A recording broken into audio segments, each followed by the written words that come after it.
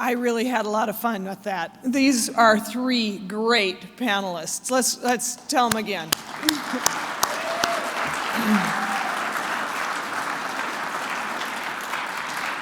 I know I, for one, cannot get a MasterCard. I would lose my privileges in a day.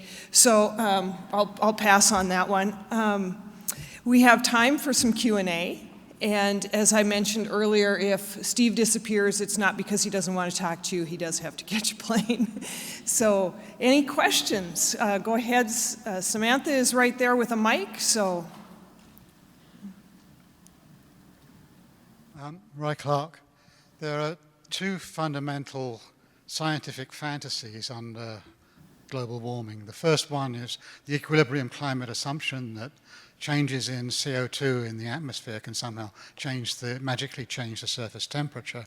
The other one that you haven't mentioned is the Lorentz instability in the climate models, in that the climate models are really just a random number generator that you can use to generate anything you want about the climate. You've already talked about this, but the fundamental assumptions underneath the climate models that they can actually use these to predict things that they're really just tuning the models to their own imagination. In looking at climate models, I've been critical of them for a long time. Not only because sometimes the same model can predict contradictory things depending on emission scenarios, but also, the multiple models predict contradictory things, but also because you should be backcasting. You should be testing them against reality.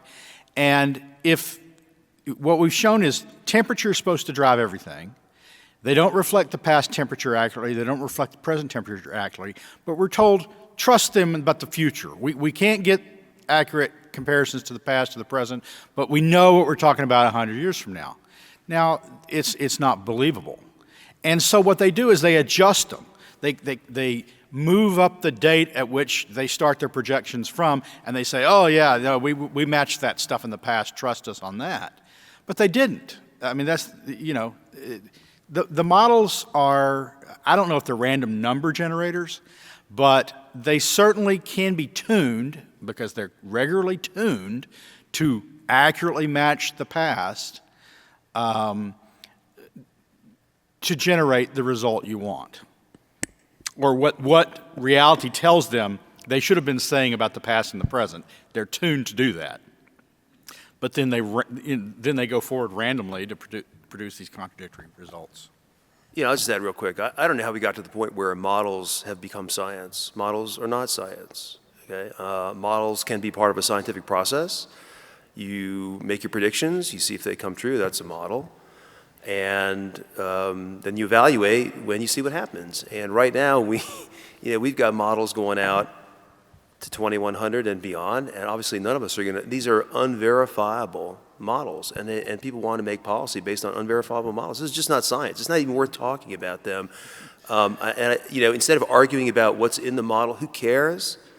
Even if you have whatever the model is, let it make a prediction, and we'll see if it's true. And if it's true, forget about the past. Who cares? I mean, that's how they're going to torque and tweak their models. Who cares what happened in the past? Make a model that predicts the future. When you do that, then we can talk about it. Models are not data. And that's what they want you to replace, is they want models to be tantamount to data. I was just going to add, it's a misdirection. Like, let's say polar bears. They can come out, despite the fact that polar bears are at or near historic population highs, and it's been documented, all the estimates are just radically improved. I think it was like a 20-30% increase just since Al Gore's film came out. They can still come out and say, it's worse than we thought for polar bears. You're like, how? They're more than, well, our predictions now of 2100 are much worse than they were just 5 years ago. So when current reality fails to alarm, they make a scarier and scarier prediction based on a model, and that's how they get the media headlines and funding and attention.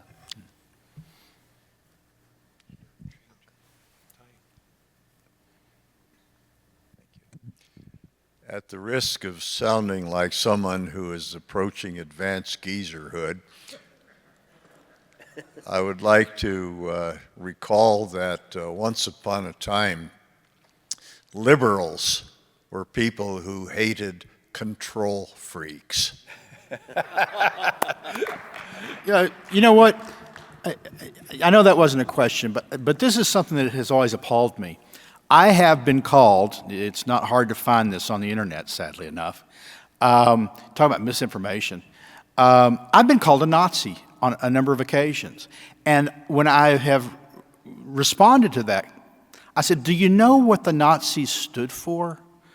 State control over the economy and your lives. I can't be a Nazi because I'm the very opposite of that. I don't want the state controlling anything in my life. How can I be a Nazi?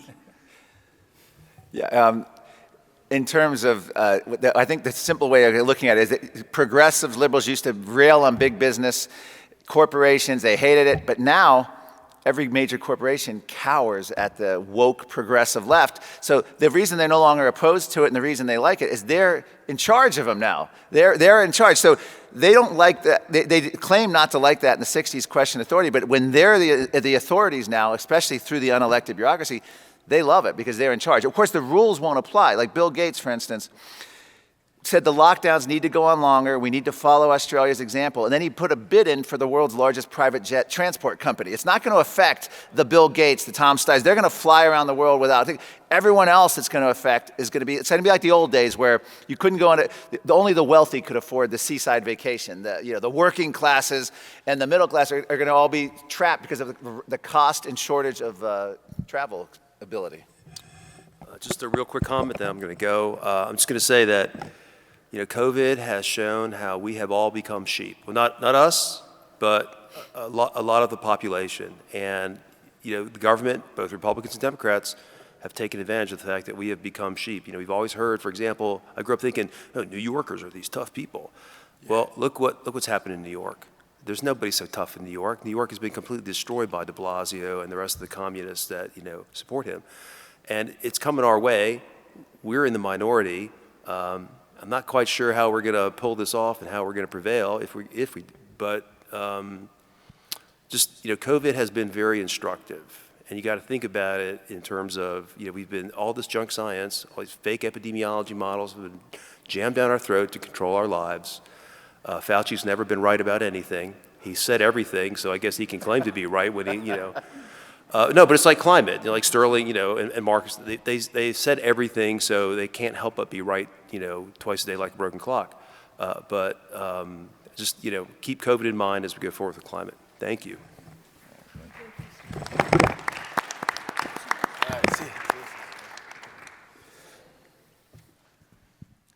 Bill Lindquist. Marc, it seems to me one of the best weapons we have against that nonsense that you showed on the screen earlier is ridicule and humor. I put it to you, why don't you start up a new TV channel called the Ridicule Channel? Or at the very least go and talk to Fox and have at least 1 hour a week, the Ridicule Hour. Because I think you would get a huge viewership if you were to do so. Well, thanks. I mean, you're right. They don't like ridicule at all, but they don't really, in terms of the mainstream media, they don't allow debate or anything, dissenting voices.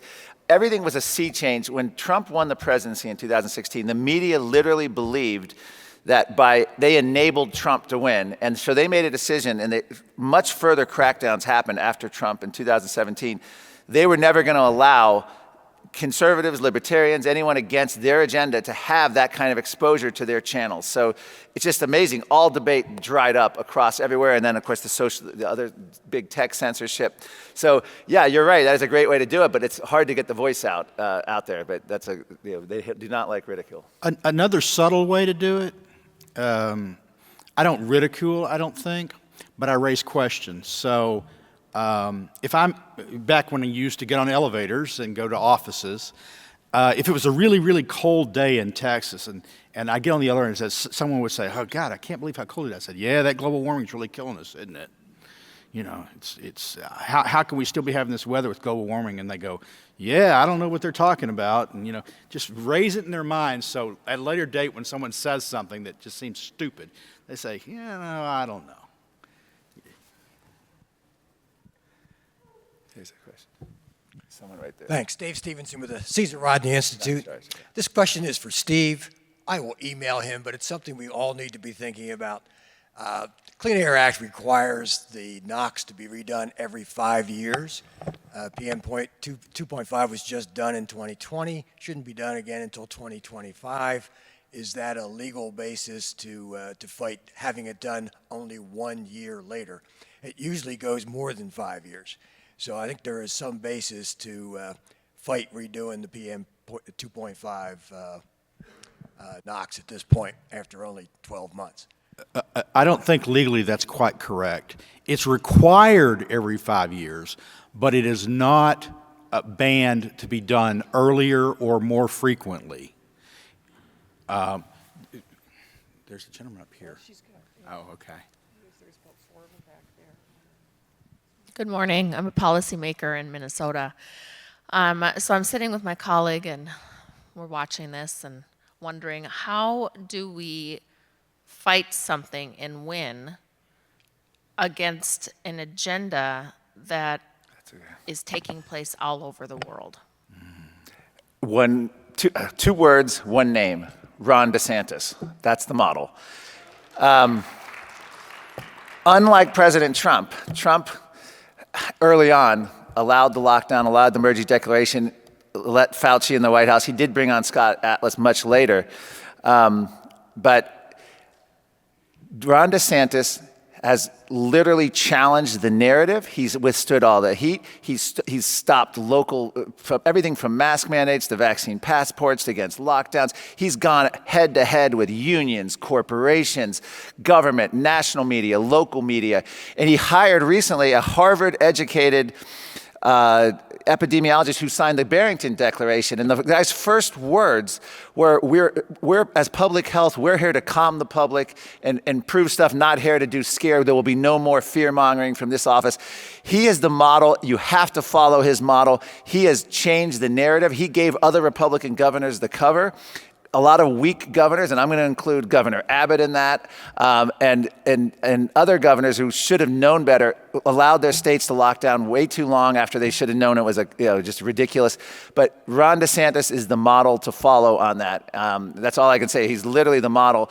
And I was disappointed in President Trump. The low point of the Trump administration was Larry Kudlow as economic advisor going on CNBC or MSNBC, I can't remember which one. It was one of the business channels. And they asked him, this is in April of 2020, when is the economy going to open? And he's like, oh, I can't answer that. That's up to the doctors. That's what he meant by public health. Trump's top economic advisor, a month after the lockdown started, said, we don't know when we're going to open. That's up to the They ceded this power, which is going to be almost impossible to ever fully get back if we're lucky. So Ron DeSantis is the answer, because he came in and battled this like it should have been battled. It's the model to follow. Well, I'm going to not defend Abbott, but I don't think he's quite as bad as you think he is. He doesn't impress me at all. He's done a lot of good. He passed tech bills, and he's also passed divestment bills that I'm talking about COVID. Yeah. But also, I think Kristi Noem set a better example, because she never shut down anything. She did not mandate. Yeah. Anyway. Yeah.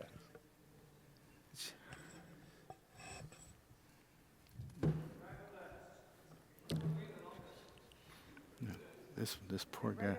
Right up here, this guy. There's one there and then one here. He's been here for... Yeah. Steve Wellstan from just north of Berkeley. One question for each panelist. First, Bennett, with that energy availability projection, it make me really feel smart in having hooked up my solar system to a battery so I can go independent of the grid. But in line of that, well, first for Marc, don't you think they're overreaching with this? I mean, it's ludicrous. And you would show it very well. It is ludicrous, but I'll be honest. So I've been talking about this for a long time. And I used to go up and say, look, reality will slap these guys in the face. I was a defender of coal in Texas, where we produce coal and burn coal that we produced at our power plants. And I said, in the end, wind and solar can't do what's needed to be done. You need baseload power.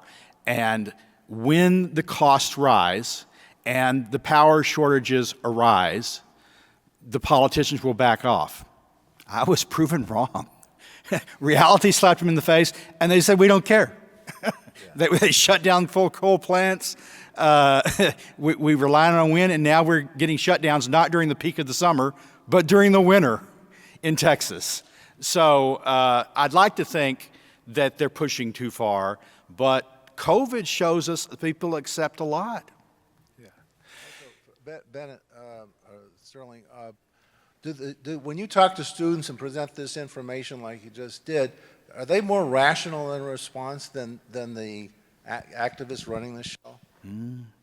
Some of them are, some of them aren't. I was on a panel once with where we were debating. It was a climate change panel, and I was showing the comparison of CO2 and temperature over millions of years. And a guy was on the panel that was talking about sea turtles. And he said, oh, the sea turtles will go extinct if temperatures in the oceans rise more than 1 degree because they're breeding, you know, they can't hatch their eggs and things like this. And I said, he said, sea turtles are magnificent animals. They've been around for 60 million years and longer. And I said, really? I said, could you pull my chart back up where we have data for this? I said, okay, so temperatures in the oceans were 5 degrees warmer 60 million years ago when these things evolved. But you're telling me now that 1 degree and they're extinct. And so I tried to reason it. A student stood up during the question and answer period, and he said, 60 million years is a pretty long run. How much money are we supposed to spend to save sea turtles?